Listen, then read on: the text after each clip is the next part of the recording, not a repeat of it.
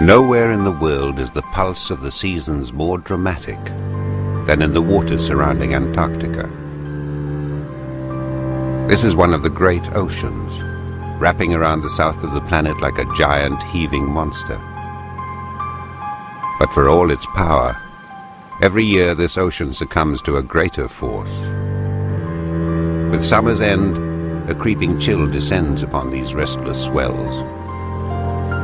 The ocean grows so cold it becomes greasy. Pancakes of floating ice appear. Eventually this sea will freeze solid, and until summer's return, the south of the planet will be isolated within a vast white shell. It's the greatest annual event on Earth.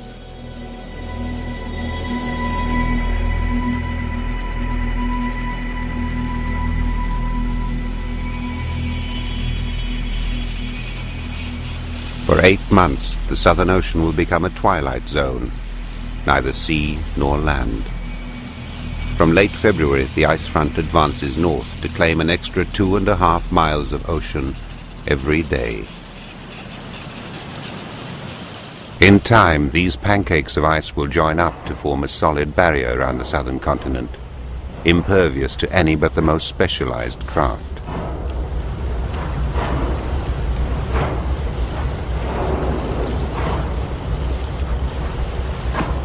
Even the most sophisticated modern icebreaker cannot be assured of a path through.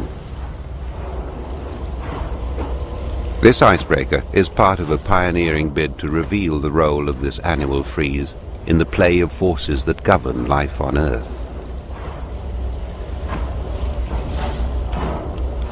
By the time the freezing stops, ice will have gripped almost 7 million square miles of ocean, an area equal to the landmass of South America.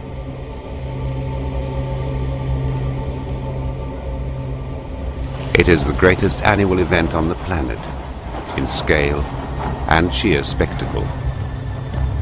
The South Pole ice cap, already the world's 5th largest continent, will double in size in just a few months.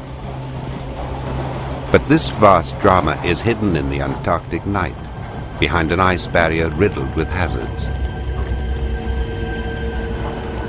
Although the main shell of ice is only 6 feet thick, it is studded with Antarctica's great offspring, giant icebergs. To strike one would spell disaster, even for the reinforced icebreaker. Towering 150 feet above the surface, these bergs were born into open water during the summer.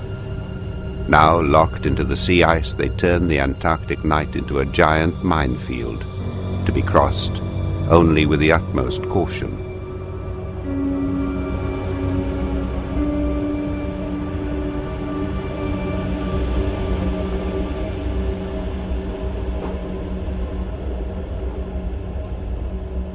With the return of summer, the ice will break up and release the bergs once more to wander the ocean currents. But for now, like almost all life in this region, they lie in wait, trapped in winter's long pause. At its peak in late September, the sea ice will stretch 1,400 miles out from the Antarctic coast. It is now the keeper of the Southern Ocean, a chill jailer with the power to hold the very elements captive.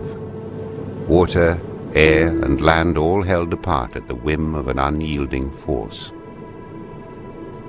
The once restless sea now frozen into fractured ridges, where ice floes have piled one upon another like wreckage from the conquest.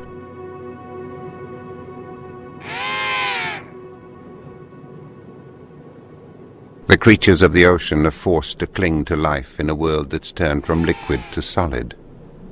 Until the sun returns, it will be almost as if time itself has been put on hold, awaiting release only in a distant dawn.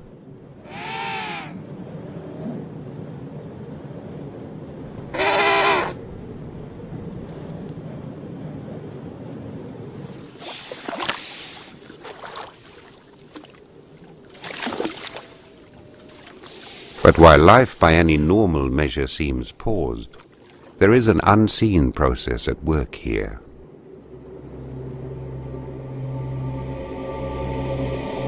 This vast ice shell is now revealing signs that a force as important as anything we have discovered in Antarctica so far lies hidden in the long polar night.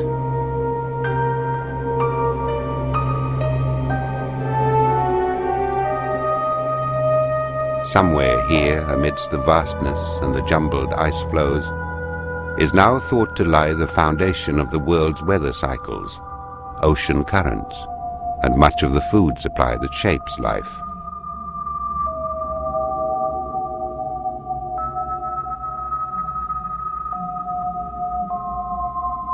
It gives these simple crystalline structures an influence stretching far beyond this reach of sea ice.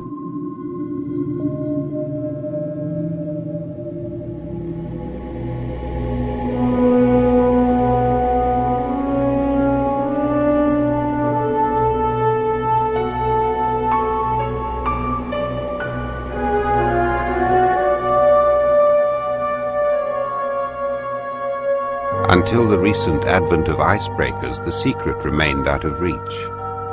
Even now, our attempts to unveil it are constrained.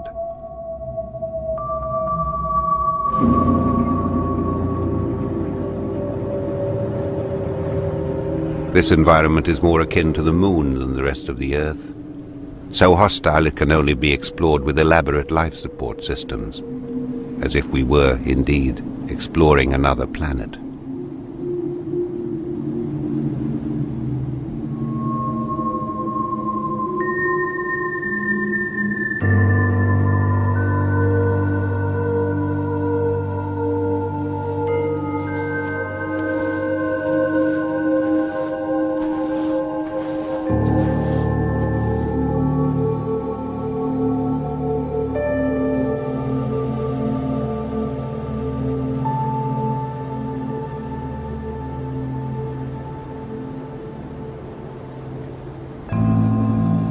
The international research team will take samples of the sea ice every degree of latitude on their way south.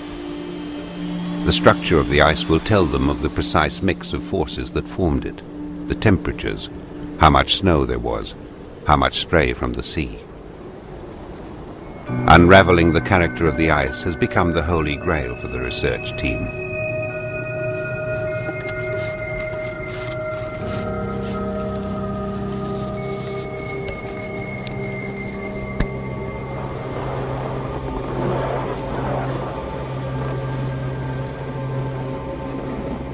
It had long been assumed life was dormant while this ice gripped the Southern Ocean, but that assumption has now been overturned.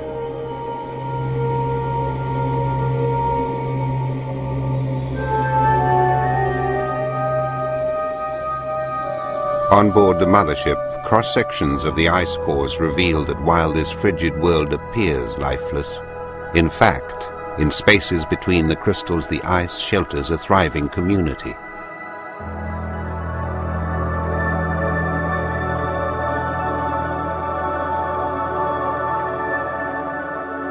Microscopic algae that survive temperatures of -18 degrees. In such vigor and abundance they form a teeming community of simple but plentiful life, even in midwinter.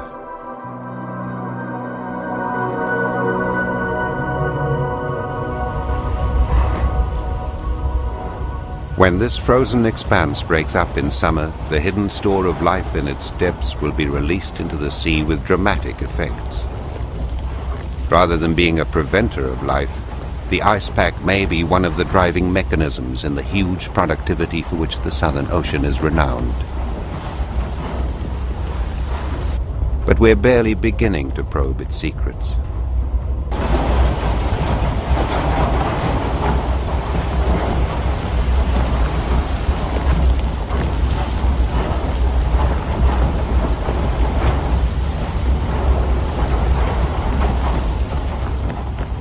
Human explorers didn't sight the southern ice until the middle of the 19th century, and it took the development of steam power in the early 20th century before anyone was able to breach the ice barrier, even in summer. And the advances met with variable success. as evidenced by Shackleton's 1915 expedition here. The makers of the Endurance woefully underestimated the challenge the ship would face. It was crushed mercilessly by the ice and its crew forced into an epic struggle for survival.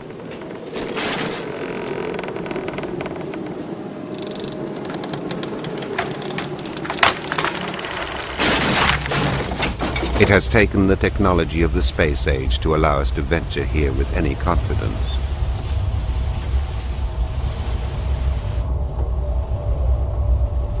In fact, the ship more resembles a spacecraft than a sailing vessel, with its minimal crew, its array of electronic monitoring and computerized guidance systems.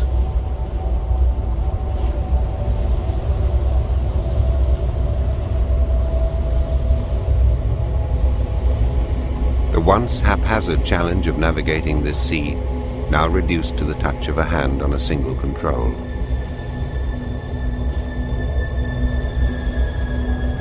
For the first time, we are able to penetrate to the dark heart of this crystallized ocean.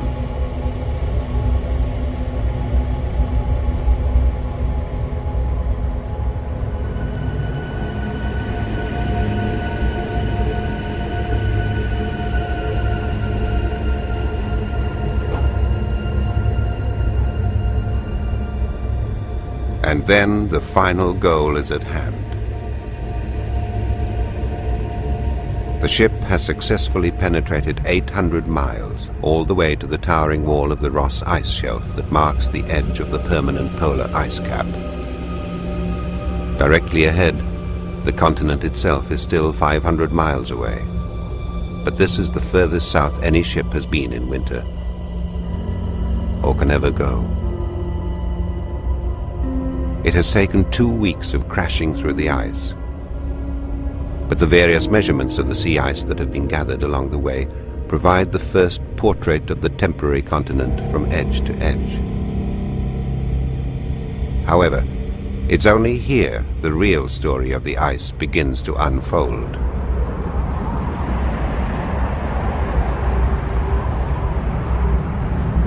With a deepening winter night, the temperature difference between the polar cap and the distant ice edge is growing.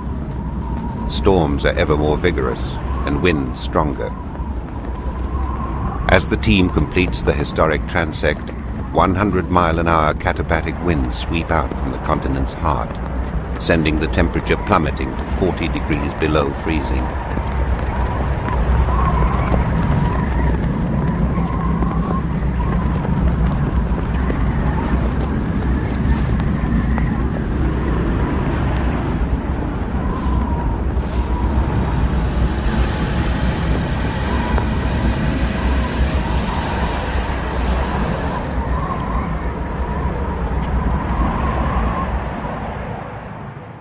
The winds go as quickly as they came, but they emphasize the harshness of the southern winter.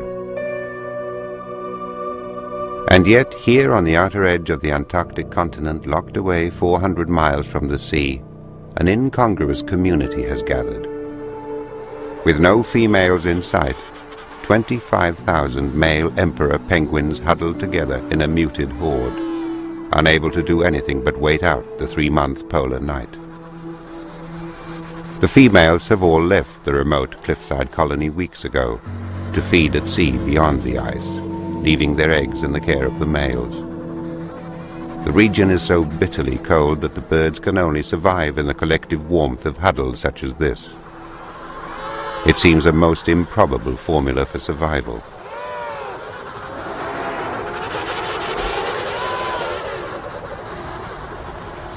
Conditions are so inhospitable they cannot even build nests. Throughout the long winter night, the stoic males carry a single precious egg, perched between their bellies and their feet. They will have no opportunity to leave or feed for 3 whole months. But they're content to wait, for there is a reward locked in this icy realm that makes this bizarre ordeal worth enduring. Indeed, this whole ritual is carefully timed to take advantage of one fleeting but crucial event. They're waiting for the dawn. As if to herald the awaited end of the brutal winter regime, the sky lights up with the spectacular flares of the southern aurora.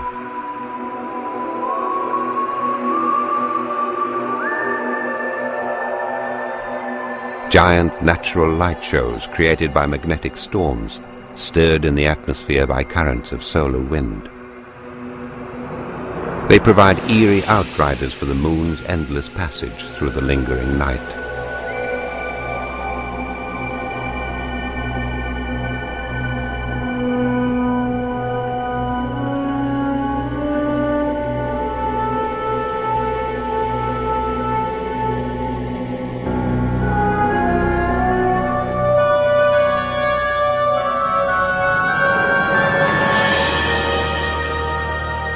Then the Earth tilts far enough at last for the sun to emerge above the horizon again, for the first time in 3 months, bringing unfamiliar daylight to this frozen world.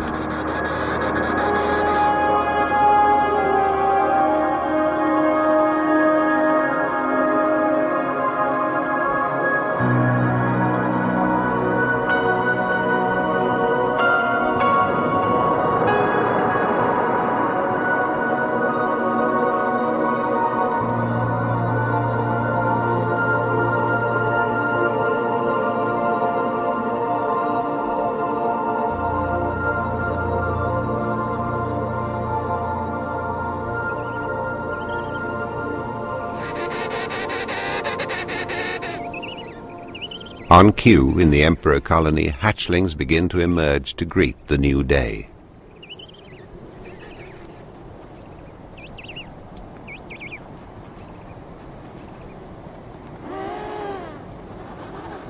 The sun's return is the sign that the shell of ice that has held life in suspension has also had its time.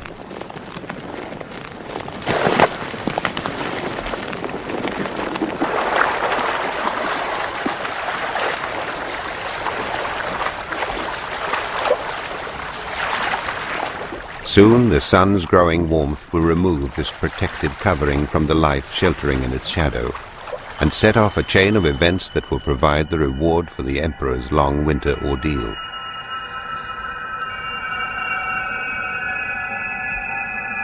Far away above the center of the continent, 1,000 miles further south, the sun reveals drifting ice particles known as diamond dust. The particles form as moisture carried in air from the tropics cools and descends over the South Pole.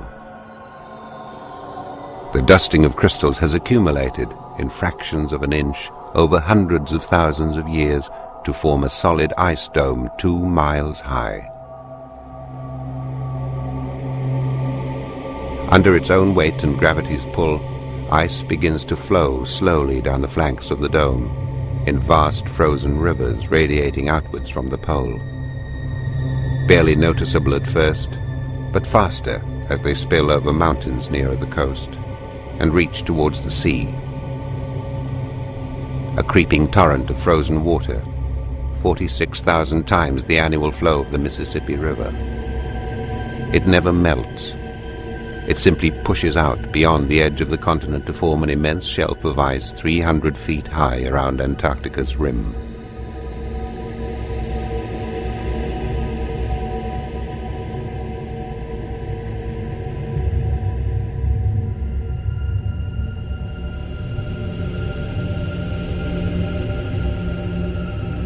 For 500,000 years it has moved almost imperceptibly. Now, it's about to take a quantum leap. The towering cliff is highly unstable. The outward movement of ice that began at the pole 1,000 miles away will not be stopped. This ice mass, the size of a continent that has persisted through eons, now fragments and dissipates in a matter of moments.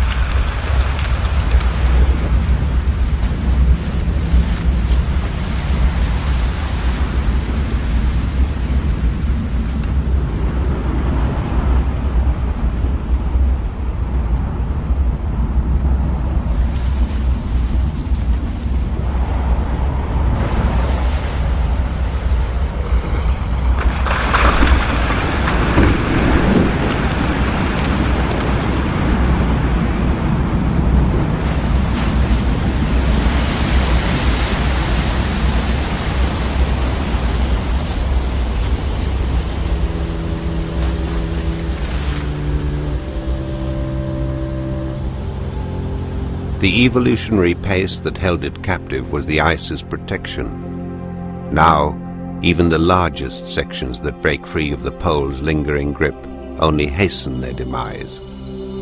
They may be 100 miles long and 60 miles wide, but few will last a dozen years past this point. This is the outpouring of the continent and the seed of the great winter freeze. Where the other great continents have huge rivers, the runoff from Antarctica scatters into the sea in a mosaic of icebergs. It chills the air and sea surrounding the continent, and when the sun vanishes, the region becomes so cold the sea locks solid. About 5,000 bergs are born every summer, more than 6 times the number from the Arctic. 400 cubic miles of ice launched into the sea around the continent every year. Million-ton ice cubes that tower above the sea.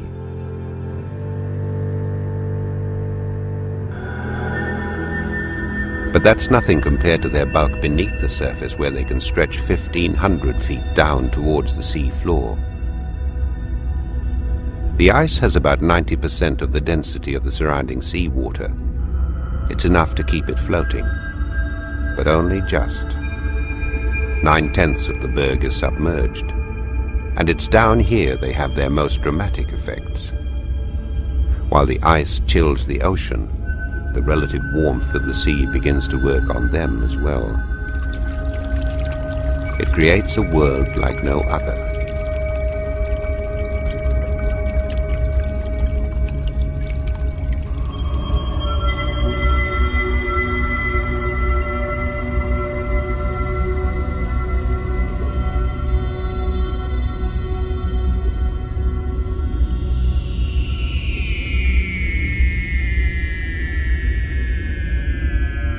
Weddell seals dive deeper and longer than any species on the planet.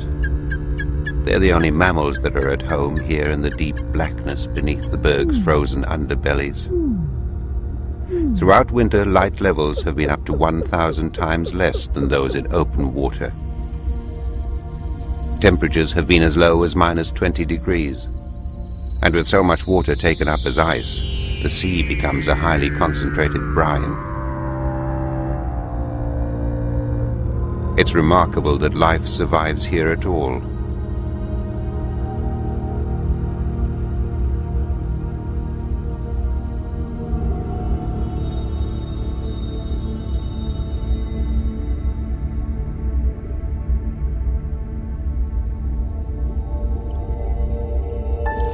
But this is also a sheltered world, with no flowing rivers and no disturbance from wind.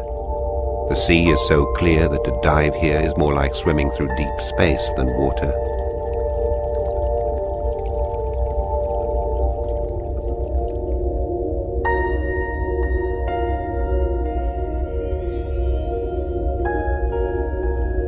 In fact, it is these exceptional conditions that set the scene for the astounding events which will soon take place in the wake of the sun's return, and for which all life now waits.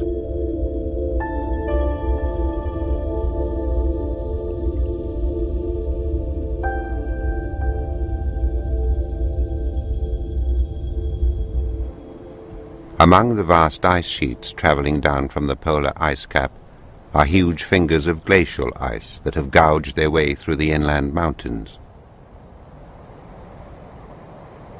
In their passage they have gathered finely ground dust, minerals and microscopic plants and animals, now all suspended in the ice.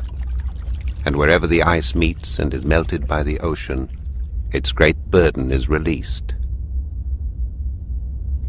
So effective is this icy conveyor belt that Antarctic debris can be readily identified in deposits left by melting icebergs thousands of miles to the north.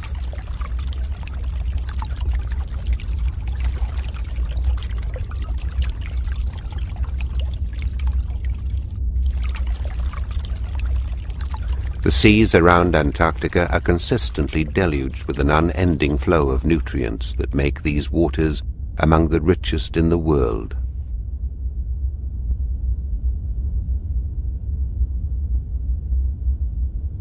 As the melting bergs flood the sea with nutrients, salt is leaching out of the sea ice surrounding them.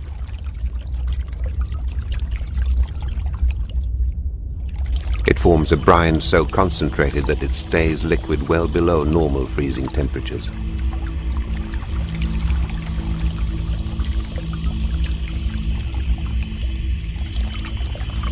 In fact, it is so cold it freezes the sea on contact, forming icy stalactites where it emerges. But the brine is also so heavy it sinks to the bottom, creating tiny currents that carry a steady flow of nutrients to the microscopic life clustered amidst the ice crystals. When the new spring sun adds constant light to this cocktail, it sparks an explosion of life. The algae in the ice reproduces rapidly, plant growth that is hundreds of times the levels in the surrounding ocean.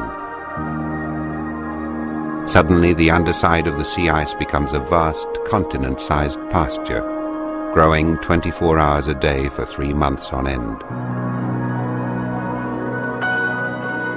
The sudden abundance of plant life sparks an explosion of tiny grazing animals. The shrimp-like Antarctic krill by far the most obvious. Within weeks, they multiply into vast drifting swarms measurable in the hundreds of thousands of tons.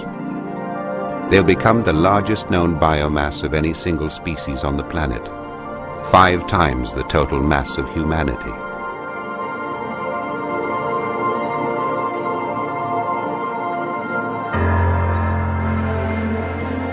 This is the time all other life on the sea ice has been waiting for.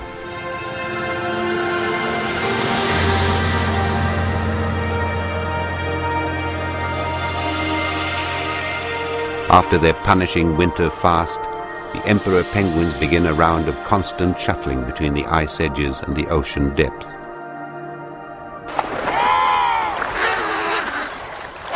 Their choice of breeding grounds puts them on its doorstep, perfectly positioned. From the sun's first light, they search out whatever small breaks in the sea ice allow them access.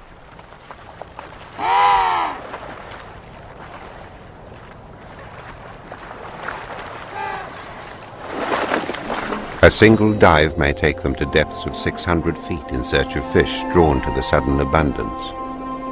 These are the world's largest penguins.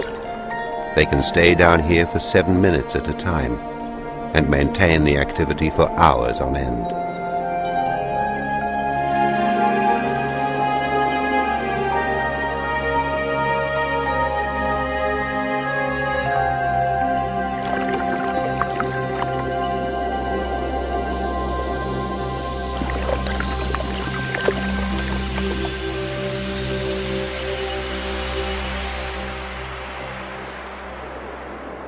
After 3 months of inactivity, they'll now take only 3 or 4 minutes rest between dives. The Antarctic summer is so short, the demands of winter breeding so great that they must consume enough in this short frenzy to both restore their condition and prepare for the next long winter's night, only a few short months away.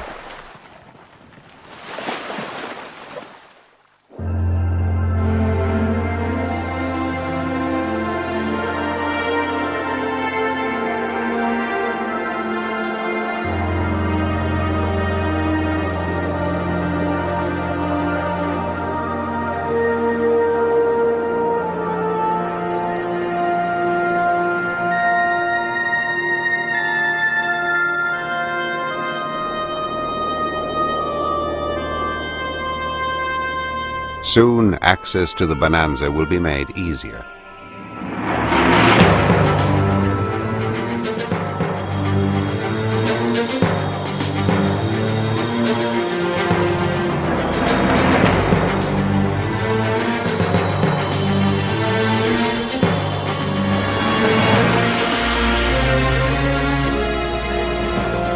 As summer progresses, the wind sweeping down from the South Pole will join with rising temperatures to finally loosen winter's icy grip on the Antarctic shore.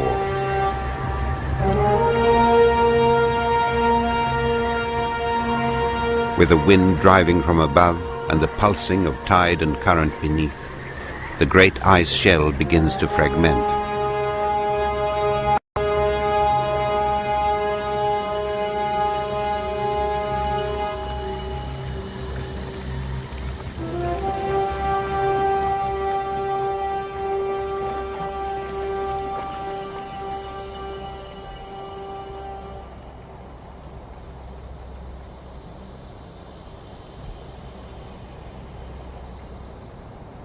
The bergs of previous summers that have lain trapped in the ice's embrace are at last free again, and the slow outward journey that began at the pole so long ago resumes. Although free, the biggest will not escape far.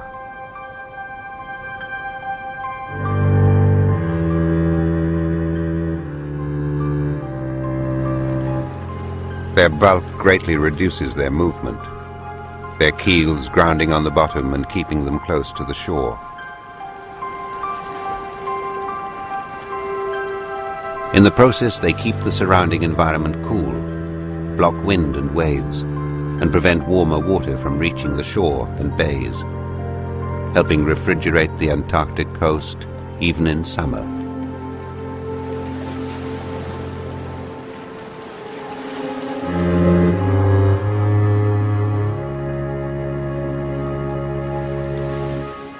But from the moment they're created, these monsters of the sea are already dying, each new form just a celebration of the process of decay.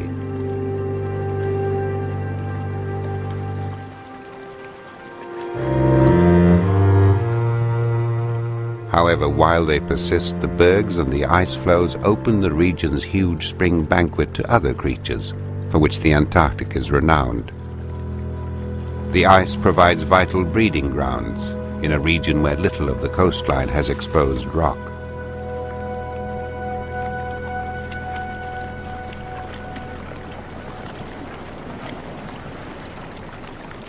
Better still, the floating platforms mean that even for pups and nursing mothers unable to travel far, the pantry is never far away.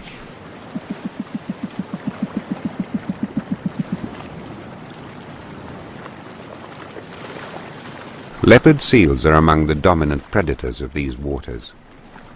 The icy crags and passageways amongst the drifting bergs create a unique hunting ground of inverted reefs in the open ocean, and for which the seal is ideally suited.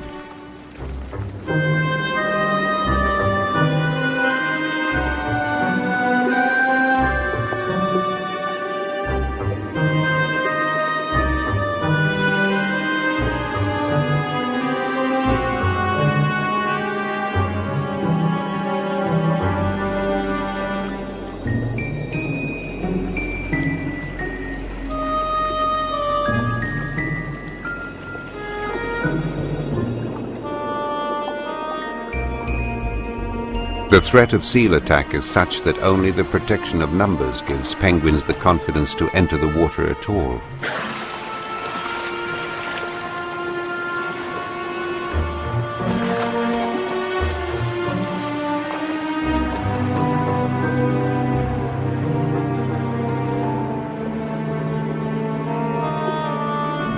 In a one-to-one contest between penguin and seal, the penguin would have no chance.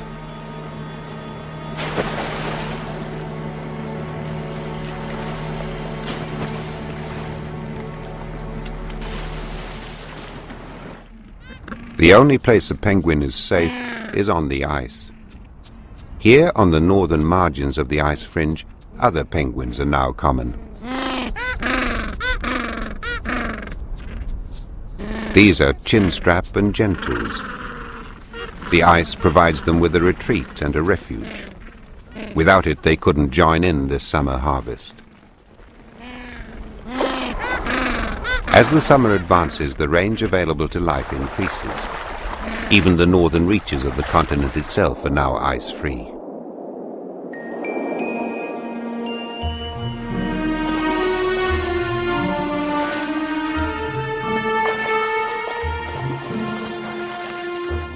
But the offshore waters right around the continent remain dotted with floating islands of ice that prolong the conditions that began with the sunrise. It allows these latecomers that couldn't withstand the full rigors of winter's frozen grip to still share in the bonanza. But the summer is well advanced before the ice breaks up this much, and as it does, the krill swarms that had formed under it also dissipate.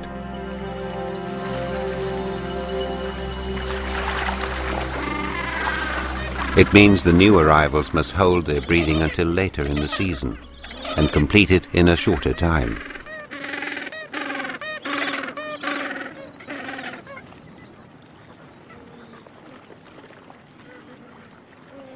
It's now thought that the breeding success of many penguin colonies is directly related to the persistence of the sea ice around the shoreline. If the ice stays too long, the chicks will not have time to mature. If it disappears too quickly, they may face starvation. It seems there's no escaping the hold of the ice, even at the height of summer. But for now, the ocean is all but free of the force that was holding it in check, and the world has returned to its more usual order. The ocean warming the air, the wind stirring waves and currents, the two in concert seeming certain to vanquish the ice completely. The now unbridled battering dramatically increases the berg's rate of decay. Many of the smaller bergs will not survive the assault. Even the largest are now driven according to the whim of wind and tide.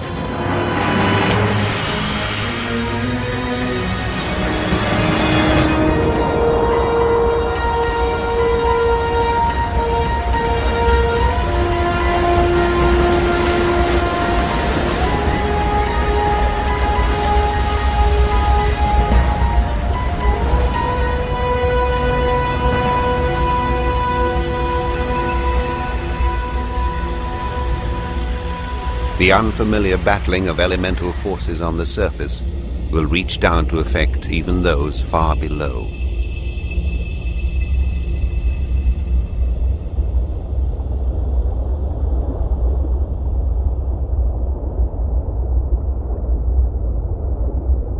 Once the ceiling of ice overhead made this a sheltered environment. As the giant berg is driven back towards the shore, its icy bulk now becomes a threat. 200 feet of solid ice being driven by wind and sea plows across the seabed like a skyscraper on a rampage.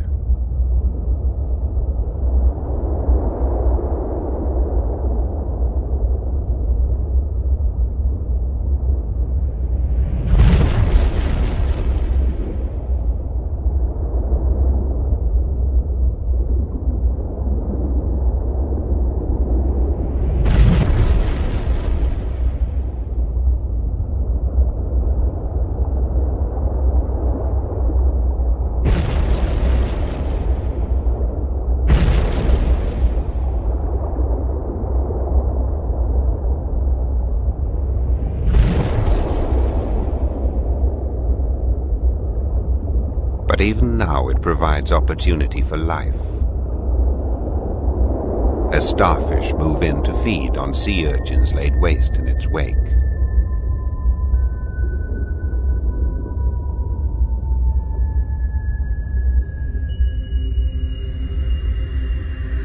In the end, the sea will win the summer battle of the elements. The great underwater bulk of the icebergs is such an effective keel it keeps them following the coastal sea currents regardless of the wind's variations. They track eastwards close to the shore, from time to time catching in coastal eddies so that instead of drifting even further away, they gather in backwaters and bays.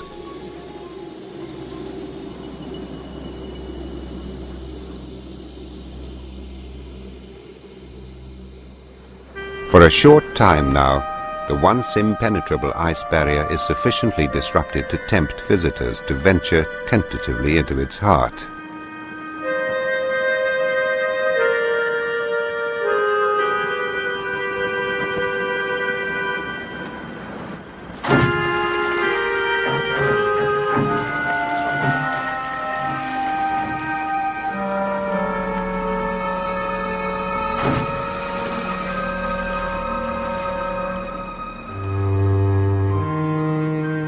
Awaiting them is a spectacular gallery of fantastic sculptures.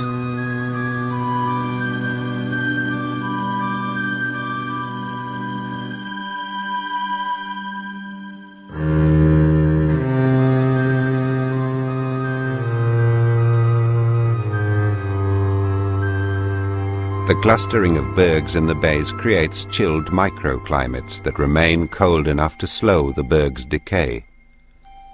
Protected here, they may remain for 2 years or more before finally escaping to open sea and final demise. In the meantime, they continue to impose their pace of life, prolonging the exceptional ecosystem that has evolved around and beneath them.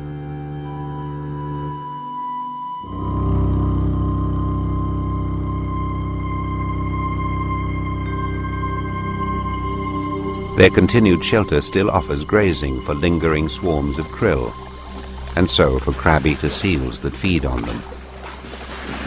The crab-eaters emphasize the central role of this ice world in the web of ocean life.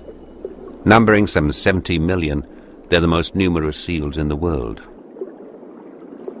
Childhood scars give evidence of their importance as prey for large ocean predators like orca and leopard seals.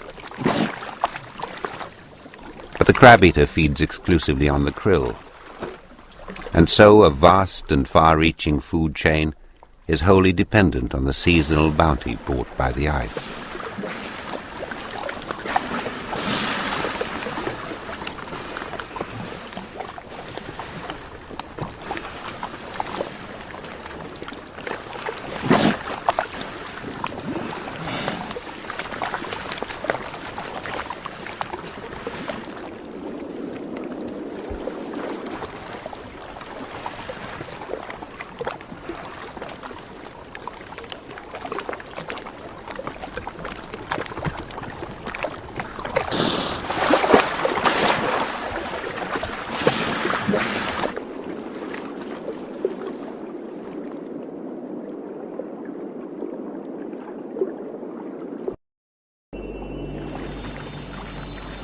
The sheltered bays also show another side of the bergs. The still waters reveal the slow release of air, trapped when the ice formed hundreds of thousands of years ago, and now only freed again as the berg melts.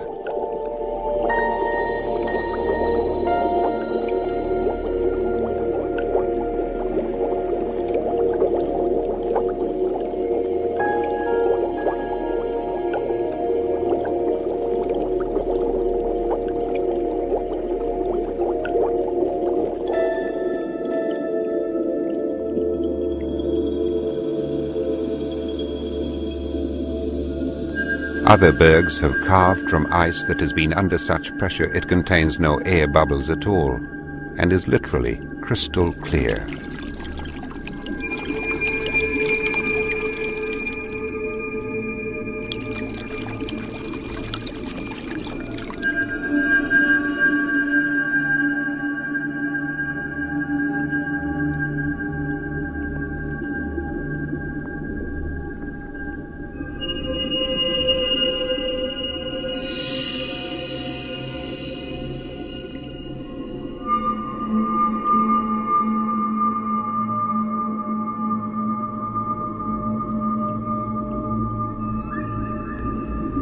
The gathering of krill in these sheltered bays has now also attracted others. Humpbacks are one of several whale species that depend on krill and must come here annually.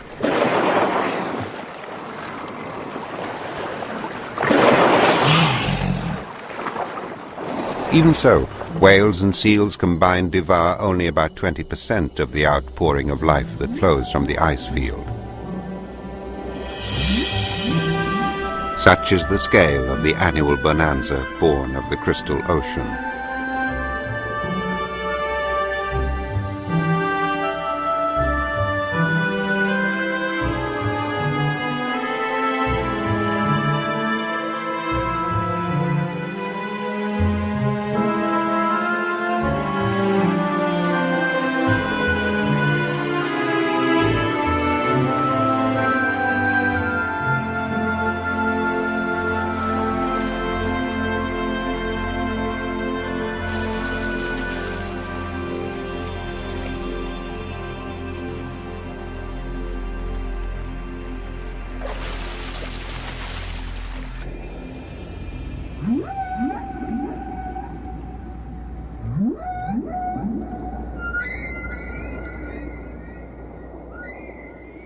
But now this summer of abundance is almost done. The driving katabatic wind that rules the continent again pours out from its heart to drive the remaining ice from its shores.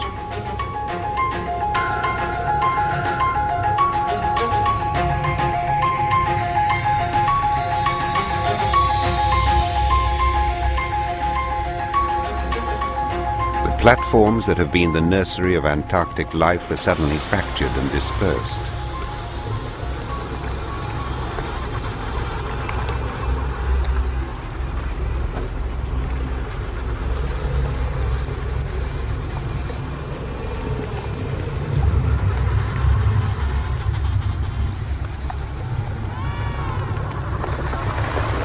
This is the first swim these chicks have had, and they're swimming for their lives.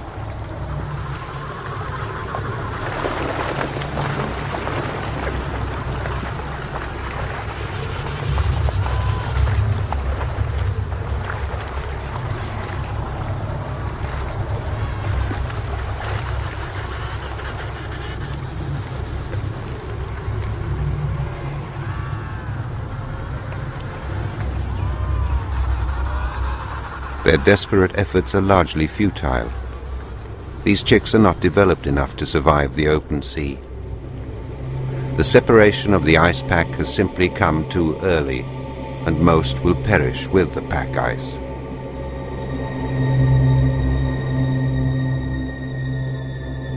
The enclosing ice pack gone, ocean currents can now carry bergs far offshore, and the influence of the ice continent is extended beyond the reach even of the winter sea ice. Some will make it as far as 2,000 miles to the north. In fact, it's here, on the outer limits of the Southern Ocean, that most of the ice spawned at the ice cap countless millennia before finally merges with the sea. Meltwater from the berg's surface percolates deep into the ice, raising the internal temperature to 6 degrees or more, effectively rotting the berg from the inside. It's far more effective than heat conducted directly from air or sea. Top-heavy and weakened internally, the berg goes into an agonized death roll.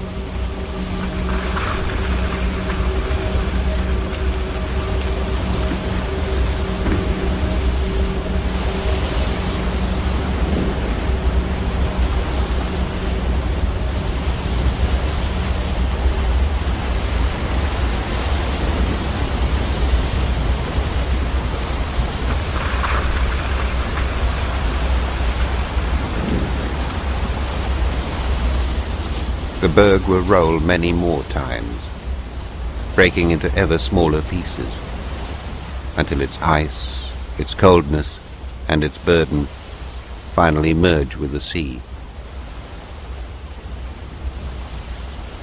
The ice continent's progeny now spread over a fifth of the planet, carrying its influence into all the major oceans of the world.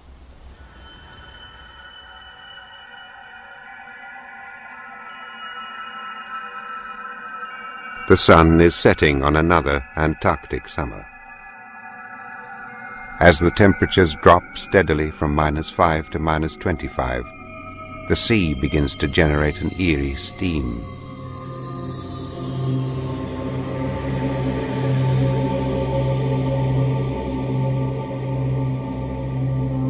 The Southern Ocean's long dusk has begun anew.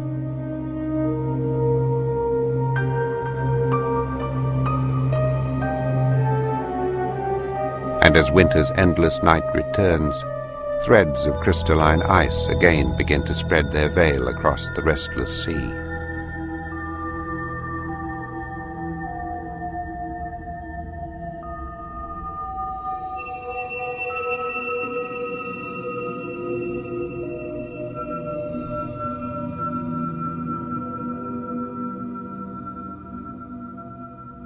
Within a month, ocean and sky are once again separated by an icy shell. The life that once flourished here held once more to await a distant spring.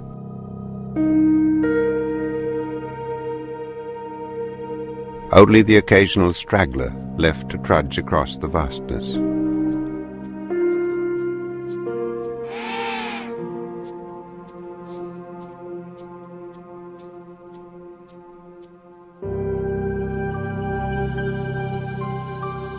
And on the southern ocean beyond, a lonely berg that has escaped the grip of the crystal ocean drifts for perhaps one winter more.